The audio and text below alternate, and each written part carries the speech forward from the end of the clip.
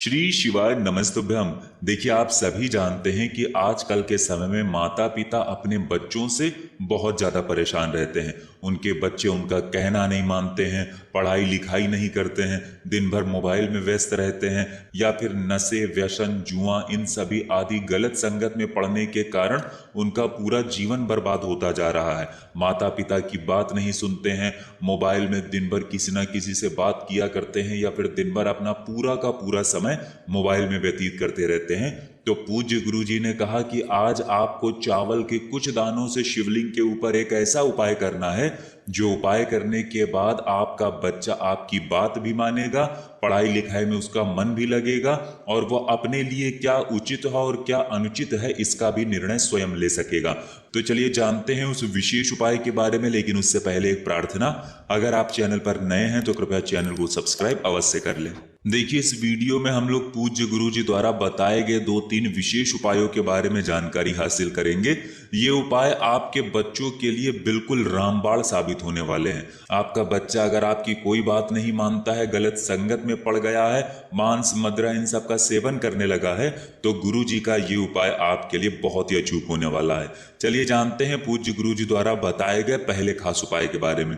देखिए, इस उपाय के लिए पूज्य गुरु जी ने कहा कि आपको सिर्फ 1 लोटा जल ले लेना है और साथ ही साथ सिर्फ 1 बेलपत्र ले लेनी है। बेलपत्र आप जो भी लेंगे वो कहीं से कटी फटी नहीं होनी चाहिए और बेलपत्र की डंडी के आखिर में अगर डूट है तो उसको तोड़कर आप अपने पास रख लेंगे।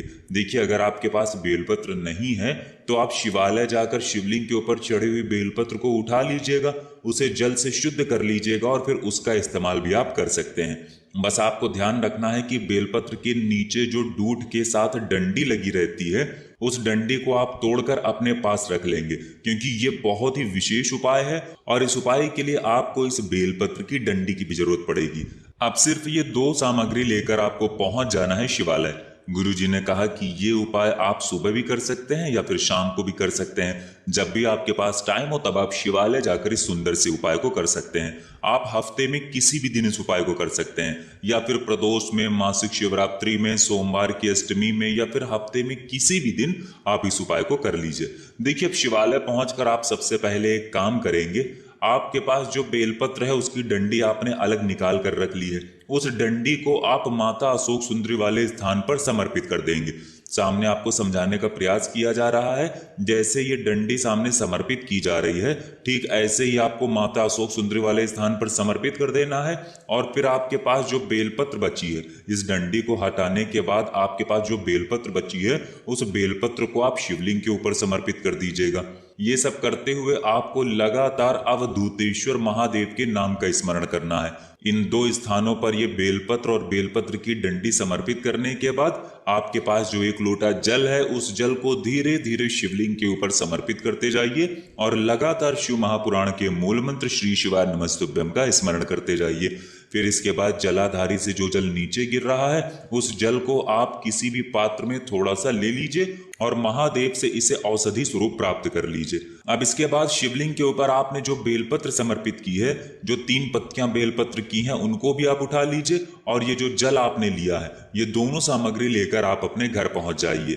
गुरुजी कहते हैं कि अब इस बेलपत्र से आप थोड़ी थोड़ी बेलपत्र अपने बच्चे को खिलाते जाइए, यानी उसको आचमन कराते जाइए और अवधूतेश्वर महादेव से प्रार्थना करते जाइए कि आपका बच्चा जो गलत संगत में पड़ गया है, जिसके ज्ञान में, बुद्धि में, विवेक में कमी है, मांसाहार, मदिरा इन सब में पड़ा हुआ है, नशा, जुआ ये सब करता है, तो पूज्य गुरु जी ने कहा कि उसको दूर करने के लिए महादेव से प्रार्थना करते हुए आप ये 1 बेलपत्र अपने बच्चे को खिलाना प्रारंभ करिए। अगर आपका बच्चा ये बेलपत्र नहीं खा पाता है तो आप जो जल लेकर आए हैं उस जल का थोड़ा थोड़ा आचमन अपने बच्चे को कराने की कृपा करिए, यानी थोड़ा थोड़ा जल अपने बच्चे को पिलाते जाइए। और अगर आपका बच्चा जल नहीं पीता है तो उसके किसी भी खाने वाली सब्जी में या फिर किसी भी प्रकार से उसको आप इस जल का आचमन कराते जाइए। गुरु जी कहते हैं कि अगर आप इस प्रकार प्रकार से ये विशेष उपाय करते हुए अवधूतेश्वर महादेव से प्रार्थना करते हैं तो हम आपको यकीन दिलाते हैं कि आपका बच्चा बहुत ही जल्द बुरी संगत से बाहर आकर ज्ञान बुद्धि विवेक को प्राप्त करेगा और दिन भर जो वो मोबाइल चलाता है मोबाइल की संगत से भी उसको छुटकारा मिलेगा। अब इसकी बात करते हैं पूज्य गुरु जी द्वारा बताए गए दूसरे खास उपाय के बारे में। देखिए, इस उपाय के लिए आपको सिर्फ एक चौमुखी दीपक लेना है। पूज्य गुरु जी ने कहा कि चौमुखी दीपक आप चाहें तो अपने घर पर शुद्ध आटा माड़कर उसका भी तैयार कर सकते हैं। चौमुखी दीपक बताने के लिए सामने आपको समझाने का प्रयास किया जा रहा है। जिस प्रकार से ये दीपक है और दीपक में सिर्फ 2 बत्ती लगाई गई हैं, आपको भी सिर्फ ऐसे ही 2 बत्ती लगा देनी है। आर पार एक दूसरे के आर पार ये 2 बत्तियां लगा देनी है और ये 2 बत्ती ही आपकी चौमुखी दीपक हो जाएंगी। इस प्रकार से आपको दीपक में ये बत्तियां लगा देनी है और साथ ही साथ इसमें आपको घी का इस्तेमाल करना है। अब आप एक काम करेंगे, आपका बच्चा अगर किसी की गलत संगत में पड़ गया है या फिर पढ़ाई लिखाई में ध्यान नहीं देता है या फिर मोबाइल बहुत ज्यादा इस्तेमाल करने लगा है, तो आप ये दीपक अपने बच्चे से स्पर्श करा दीजिए, यानी टच करा दीजिए। उसके बाद इस दीपक को लेकर आप पहुंच जाइए किसी भी चौराहे पर। यह उपाय आपको शाम के समय में करना है। शाम को 8 बजे या 9 बजे आप किसी भी समय इस उपाय को कर लीजिए। आप चौराहे पर पहुंचकर इस दीपक को प्रज्वलित कर लीजिए और ध्यान रखिएगा कि इस दीपक को प्रज्वलित करते हुए आप अवधूतेश्वर महादेव के नाम का स्मरण जरूर करिएगा। अगर आप सोचते हैं कि आपके चौराहे के आसपास बहुत भीड़ है, बहुत ज्यादा भीड़ होने की वजह से आप वहां पर यह दीपक प्रज्वलित नहीं कर सकते हैं, तो फिर आप इस दीपक को किसी भी पीपल के वृक्ष के नीचे प्रज्वलित कर लीजिए। आपके घर के आसपास जो पीपल का वृक्ष है वहां पर शाम के समय पहुंच जाइए, यानी रात में 8 बजे या 9 बजे पहुंच जाइए और इस दीपक को प्रज्वलित कर लीजिए और अवधूतेश्वर महादेव का स्मरण कर लीजिए। पूज्य गुरु जी ने कहा कि ये उपाय भी आप हफ्ते में किसी भी दिन कर सकते हैं और अगर आप अपने बच्चे की संगत को सुधारने के लिए उसमें ज्ञान बुद्धि विवेक को बढ़ाते हुए महादेव से प्रार्थना करते हैं तो गुरु जी ने कहा कि हम आपको यकीन दिलाते हैं कि आपका बच्चा बहुत ही जल्द सुधर जाएगा। बस आपको ध्यान रखना है कि आप ये उपाय हफ्ते में 1 दिन करना प्रारंभ कर दीजिए। कोई भी एक दिन आप ले लीजिए, चाहे तो सोमवार या फिर मंगलवार या फिर बुधवार या फिर हफ्ते में कोई भी एक दिन ले लीजिए और आप 2-4 हफ्ते या फिर 5 हफ्ते लगातार इस उपाय को करके देखिए। हफ्ते में सिर्फ 1 दिन करिए और 5 हफ्ते लगातार इस उपाय को करिए। पूज्य गुरु जी ने कहा कि आपका बच्चा निश्चित ही सुधर जाएगा। अब इसके बाद बात करते हैं पूज्य गुरु जी द्वारा बताए गए सबसे आखिरी उपाय के बारे में। देखिए, ये उपाय भी आपको अपने बच्चों की बुद्धि विवेक ज्ञान के लिए करना है। देखिए, इस उपाय के लिए आपको सिर्फ एक बेलपत्र लेनी है।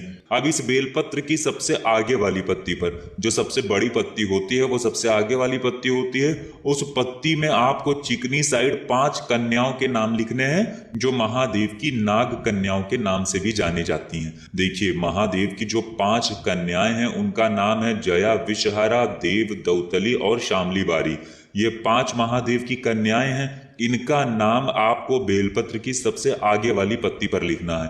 आप थोड़ा सा चंदन ले लीजिएगा, कोई भी चंदन ले लीजिएगा और किसी डंडी से, आप चाहें तो बेलपत्र की जो डंडी होती है उसी डंडी से बेलपत्र की पत्ती पे, सबसे आगे वाली पत्ती पे 5 कन्याओं के नाम लिख दीजिए और फिर ये बेलपत्र आपको माता अशोक सुंदरी वाले स्थान पर समर्पित कर देना है। माता अशोक सुंदरी वाला स्थान जलाधारी के बीच में जो मोटी उठी हुई लाइन होती है वो माता अशोक सुंदरी का स्थान कहलाता है और इसी स्थान पर आपको बेलपत्र समर्पित कर देना है। बेलपत्र समर्पित करते हुए आप ध्यान रखेंगे कि चिकनी साइड का हिस्सा शिवलिंग में टच करेगा। फिर इसके बाद आपको माता अशोक सुंदरी से प्रार्थना कर लेनी है कि आपके बच्चे में ज्ञान की बुद्धि की विवेक की कमी है या फिर उसकी गलत संगत हो गई है तो उसको छुड़ाने की कृपा करें। आप इस प्रकार से प्रार्थना करते हुए फिर वापस अपने घर आ जाएंगे। पूज्य गुरु जी ने कहा कि अगर हम इस विशेष उपाय को हफ्ते में सिर्फ 1 बार करना प्रारंभ करते हैं तो आप स्वयं देखेंगे कि आपके बच्चे में कितना परिवर्तन होना शुरू हो गया है। तो दोस्तों, ये थे पूज्य गुरु जी द्वारा बताए गए 2-3 बहुत ही खास उपाय। अगर आपको जानकारी अच्छी लगी हो तो वीडियो लाइक करिएगा। मिलते हैं फिर एक नए वीडियो के साथ। श्री शिवाय नमस्तुभ्यम।